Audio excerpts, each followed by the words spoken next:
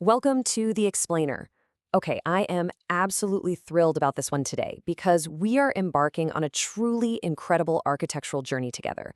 We are going to uncover a hidden industrial empire that is quite literally buried beneath the glossy, high-definition surface of modern football. Seriously, if you think you know the stadiums where the beautiful game is played, you need to prepare yourself to look at them in a completely different light. We're going way back, talking about a time way before the Champions League anthems and the flashing digital ad boards, to focus on one Scottish visionary who gave football its very first structural soul. So let's just start with a quick mental exercise. Close your eyes for a second and picture a top-tier football ground in your head right now. What immediately comes to mind? Are you seeing wraparound glass, neon lights flashing everywhere, and perfectly angled plastic seats stretching a full 360 degrees? Well, I want to challenge you to strip all of that away. Just peel back those layers of modern renovation, take away the VIP corporate boxes, and try to reveal the ghost of a completely different era. An era that was raw, industrial, and just deeply, deeply woven into the fabric of British working-class life. Now, what's really interesting about this is the sheer visual contrast.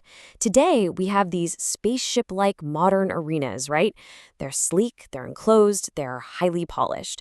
But contrast that with Archibald Leitch's empire. His entire aesthetic was defined by towering red brick facades, painted steel latticework, and these highly distinctive gabled roofs that perfectly framed the gray skies of industrial Britain.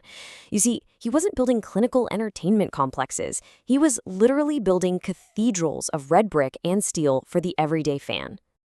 All right, moving into Section 1, the architect of terraces, from Glasgow shipyards to football's visionary. So Archibald Leitch was this fiercely pragmatic engineer, forged in the gritty, booming shipyards of Glasgow. And his massive football legacy was actually born out of an unthinkable tragedy. Back in 1902, early in his career, a wooden terrace collapsed during a Scotland versus England match at Ibrox, and it tragically killed 25 people. That horrifying event haunted Leitch profoundly. But rather than walking away from the industry entirely, he retreated into his engineering resolve. He channeled that awful tragedy into an uncompromising philosophy on structural safety, which ultimately led him to patent a radical new system based on the sheer, undeniable strength of steel. And that breakthrough brings us to his absolute signature, the Leitch lattice. This was a patented crisscross steel balustrade engineered specifically to withstand the immense, surging pressure of thousands of standing fans. It wasn't just a safety barrier, though. It basically became his coat of arms. It was this beautiful, highly functional web of steel that became a trusted motif of safety across the entire nation. And pretty soon, it became an absolute necessity. Every single major club in the country wanted the security and, frankly, the prestige of the Leitch lattice. Okay, let's dive into Section 2, building the brick empire, scaling the theatrical overture. Once he had that safety system perfected, Archibald Leitch essentially took over British football architecture. I mean, wherever there was a top-flight club with ambition, there was a Leitch commission. He gave Arsenal the famous marble halls of Highbury's East Stand, which injected this brilliant Art Deco swagger right into the game. At Everton's Goodison Park, he built a soaring double-decker main stand that was literally a wonder of the sporting world at the time. And at Fulham, he designed a beautifully intimate red brick cottage-like pavilion. He wasn't just mass-producing identical stands, he was building bespoke civic monuments. But you know what truly made him a genius? It was his complete understanding of the fan experience. He was an absolute master of theatrical expectation. Leitch deliberately composed what we can call a pre-match overture. He choreographed the fans' emotional journey, guiding them from those tight, gray terraced streets of the city, through the clicking turnstiles, and finally out into the breathtaking expanse of the vast open bowl. It was this deliberate physical buildup designed to perfectly match the emotional buildup of match day. Which brings us to a much heavier chapter. Section 3, the Great Stadium Cull, the end of the terraces. For decades, Leitch's standing terraces were the absolute epicenter of the beautiful game's roar, just a massive sea of humanity. But that setup obviously carried incredible risks. In 1989, the devastating Hillsborough disaster occurred. Now, it is vitally important to note that this tragedy happened on terraces that were not designed by Leitch, but the massive loss of life forced a massive, irreversible reckoning regarding safety across all of British football. The era of the packed swing terrace was completely over. So the crucial point is that 1989 changed the landscape of the sport forever. The resulting Taylor Report mandated all Cedar stadiums moving forward, And just like that, with the stroke of a pen, the functional purpose of Leitch's entire empire was nullified. His magnificent, sweeping terraces, which were designed specifically for standing crowds, instantly became a major safety liability in this new era. The game simply had to evolve to survive.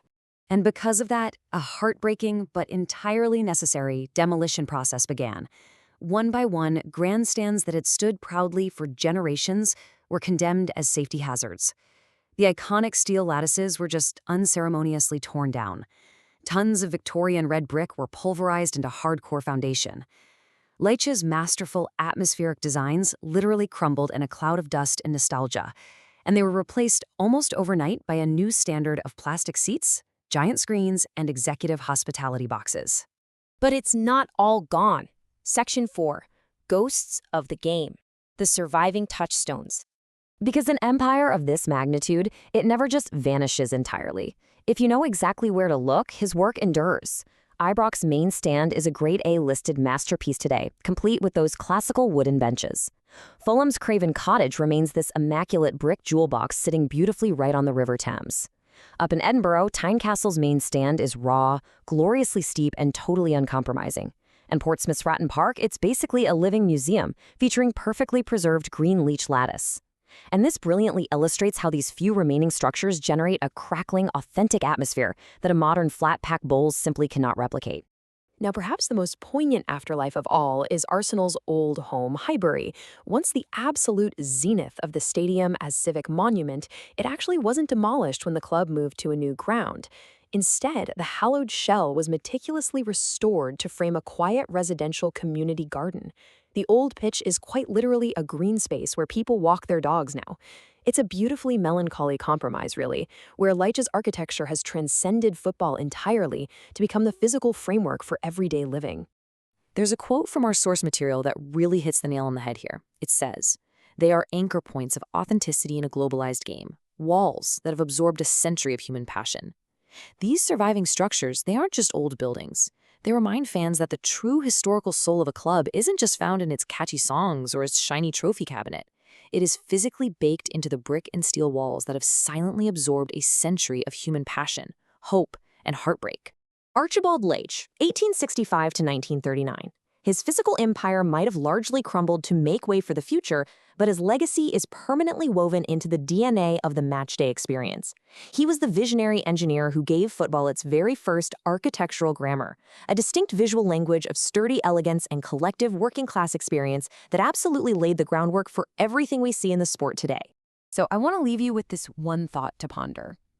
Next time you are at a match, or even just watching one on television, try to look past the flashing digital ribbons and the perfectly radiused corners. Look for the sharp angles, look at the brickwork, look at the way the crowd is framed. Will you be able to see the ghost of Archibald Leitch's lost empire standing firm, just waiting for the roar of the crowd to begin? I highly encourage you to look for that history at your next match. Thank you so much for joining me on this explainer, and definitely keep your eyes open to the amazing architecture around you.